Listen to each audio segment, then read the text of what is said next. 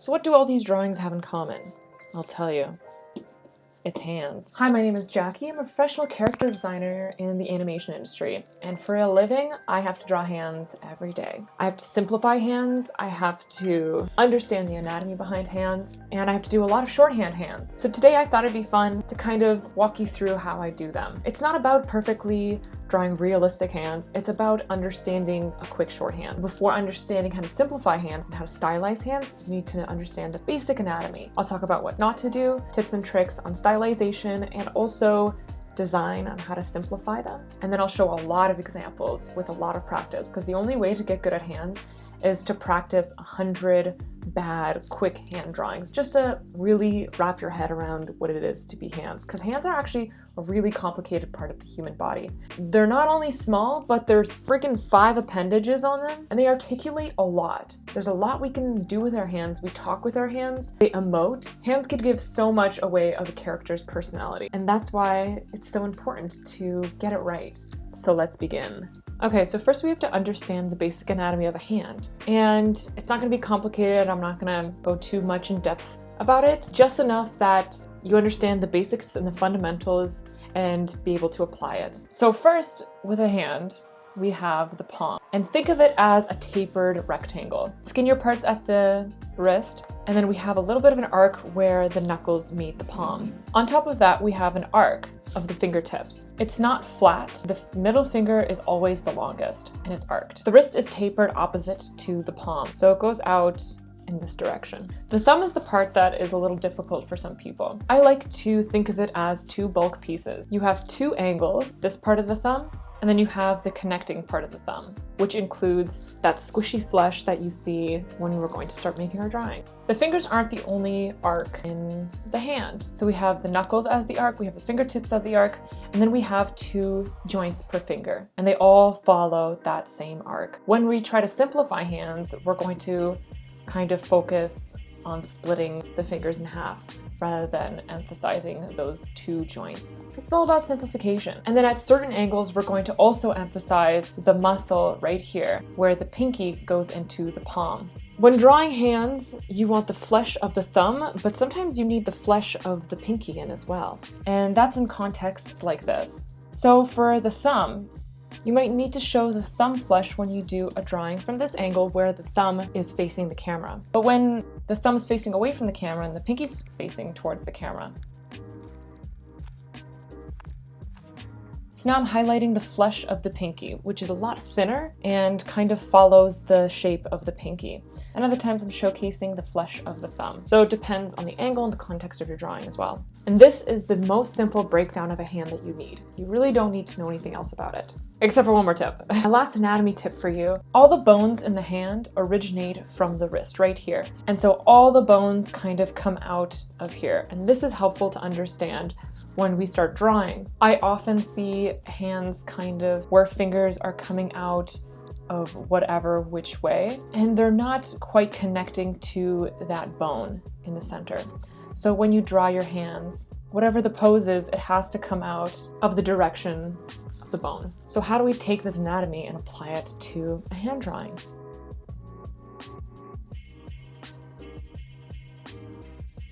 So when I draw a hand like this, it's still quite simple.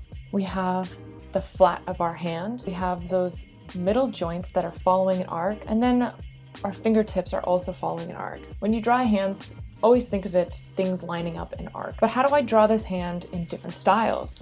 I can draw this hand coming from a big guy,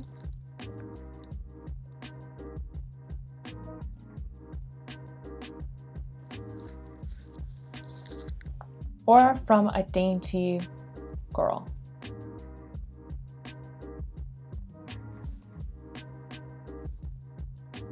So when you're drawing hands, you want to think about the character and the personality.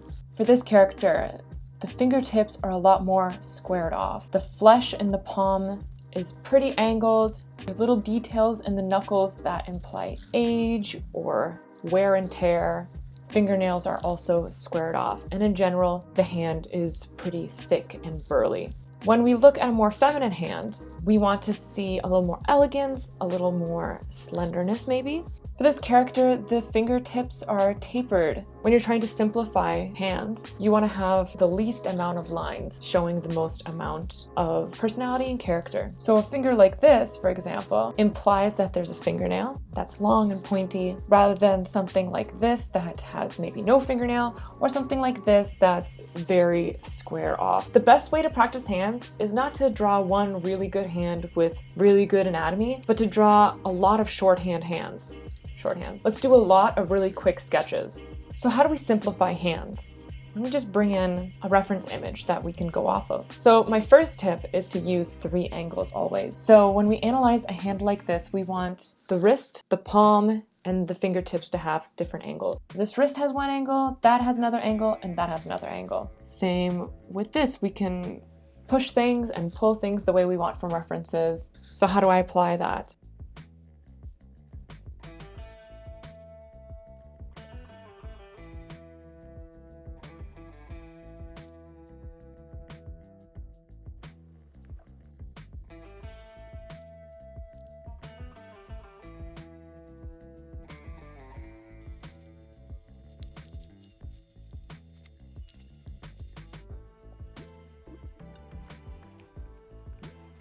So we're looking at 3 angles. 1, 2, 3, 1, 2, 3, 1, 2, 3, and 1, 2, 3. Next tip is popping a finger, and it's my favorite little tip. So when we look at a hand reference, right here we have this finger popped and the rest are kind of bulked together. Right here, maybe this is our finger popped and the rest is bulked together. Same with this finger. With this, we could say that these are bulked together, and then we have this pinky popping out. Or even we have the pinky and the index finger popping out. This is a great way to add a little bit of diversity, a little variation, and to also keep it simple. So it's much easier to think of your hand as a glove with one finger sticking out. You could treat it like this, or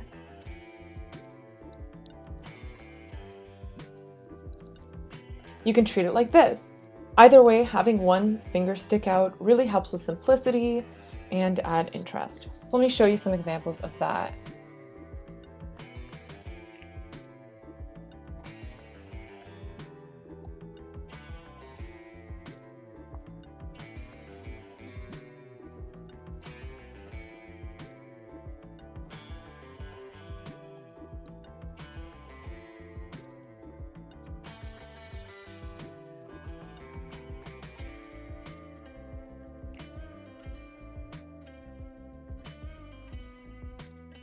So here we have all the fingers grouped together, and then the one sticking out. Here we have 2 fingers grouped together, and then 2 fingers popping out, something a little crazy for you.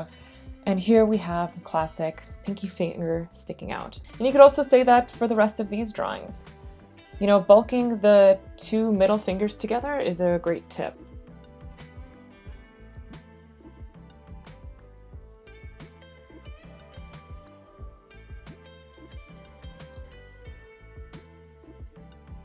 When you're not sure whether you should be showing the flesh of the thumb or the pinky, try one, try the other, and then try both. Right here, I think I'm just going to use the flesh of the pinky just to simplify it a little bit more.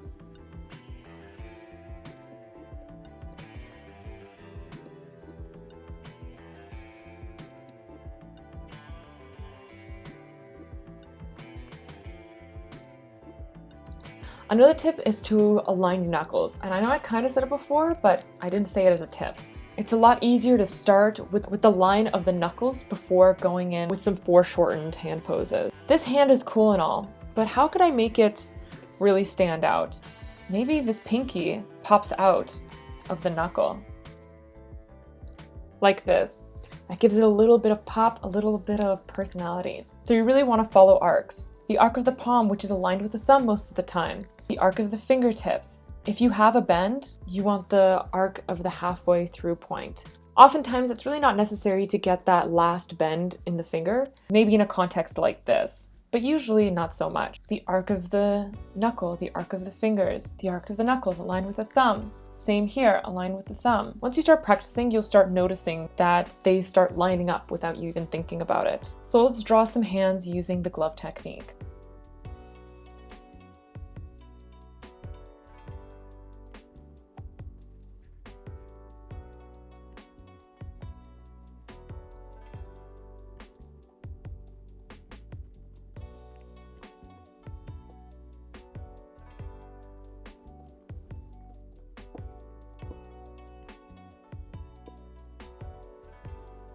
So now I have these bases for hands. I can go in and I could start adding the fingers, and that makes it easier to understand the drawing and easier to kind of simplify and not go in thinking about how to make this drawing perfect, but more of how to, you know, break things into manageable bite-sized pieces. And then maybe you realize you want to put in extra things, maybe right here.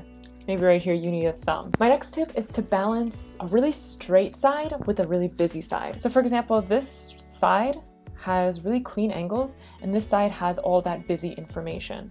Same with here. We have this straight angle and then we have all this busy information right here. You can analyze all these hands the same way. Those 3 angles and then all that busy information. It's a really great way to keep everything really simple and have your eye led exactly to where you want your audience to see. You could also think of this tip as straight versus curve. So we have a straight angle and then we have a curvy angle. So let's take a look at the drawings that I showed at the very beginning. Right here, we're using 3 different angles, very sharp. Very fun. We have the palm right here, we have a wrist, and we have some really intense fingers, and none of them are grouped together for storytelling purpose. They're all really exaggerated and it really tells that story. But the hand down here isn't aggressive, it's not an action. We have the 1 finger popping out, the glove fingers all stuck together. Here we're holding something. We have 2 fingers together, 1 separate. Here we have 2 fingers and 2 fingers. Sometimes showing the knuckles also helps with finding your angles. This is also a really fun hand. Sometimes your 3 angles doesn't have to be really dramatic. Sometimes it could be really subtle, like how I have here. We have the flesh of the thumb along with the flesh of the pinky. The fingertips are a lot more squared off and tapered inwards for this more masculine character. And we only have 2 breaks in the fingers. It always follows that arc that I was talking about. A great shape for a palm, instead of having it square, is to have a straight versus a curve. Right here, I did my straight and curve a little more of an angle, of a sharp angle for the character's personality. So we have a straight, it's balanced with a curve. This is honestly my favorite type of hand, where we have these really cool 3 angles and the 2 fingers are together and then that 3rd is separate. The best way to improve your hand drawings is to trace over artists. And that's me giving you permission to trace. It's not tracing for the sense of you're stealing artwork. It's tracing to practice and to build your visual library better. The more you draw the correct shapes, the correct anatomy, the correct design tips, the more your actual hand drawings are going to improve, and the more your actual hand drawings are going to start mimicking those design principles. This is a good example of an extremely simplified drawing. So your fingers follow the shape of your palm, and then that little pinky is sticking out, and then you see a little bit of that thumb just for fun. And if you really analyze the simplified drawings, is that you'll see that palm is always tapered in one way or another, where your fingers will once again taper down. So by the end of it, you have 2 triangles sitting against each other. When you have hands interacting, you really want them to not forget about those design principles. If I start with my basic hand shape, so I have my 1, 2, 3 angle, still following those glove principles. This glove is right here, and this is the pinky sticking out, whereas this hand has this glove all together with this pinky sticking out. So by imagining it simplified, then your drawings will come out more simplified and will be easier to do. Following those arcs will really help with holding props, and I usually tend to make the knuckle on the index finger the biggest, the tallest, and then the rest taper inward. Design, you really want to have a lot of tapering edges. This would be very boring. The knuckles were just like this, compared to having it more like that. 1, 2, 3 angles, tapered palm, funny triangle palm. And then to just draw the straight part of the fingers to understand where they're gonna go. They're gonna go like this, they're gonna go like that, they're gonna go like that. And those are my fundamentals on how I draw hands, how I simplify hands. I'll be uploading all these drawings to my Patreon, where I encourage you to trace over them, kind of understand those shapes and triangles and straights versus curves. I also have one extra bonus tip for my patrons, and I hope that helped. Let me know if it did. Don't tell me if it didn't. Okay, bye.